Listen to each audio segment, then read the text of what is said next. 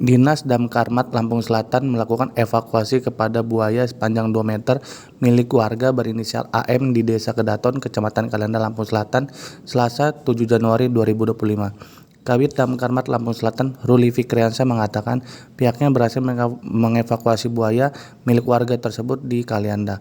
Kami menerima laporan dari salah satu warga dari tahun 2013. Warga tersebut memelihara buaya dari seukuran 30 cm hingga besarnya mencapai 2 meter. Alhamdulillah, pemilik buaya paham meskipun masih sayang dengan buaya tersebut dan akhirnya menyerahkan kepada kami untuk dilakukan evakuasi.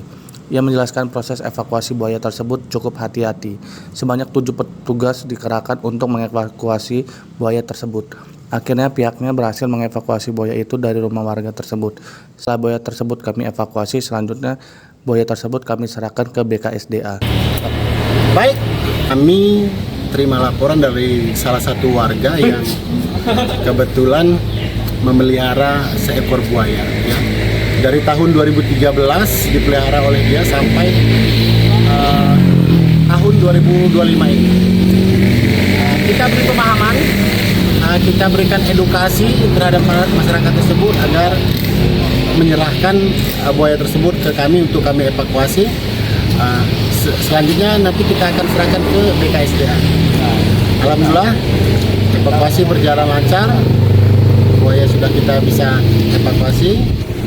Sampai saat ini kami sudah ada di kantor kembali.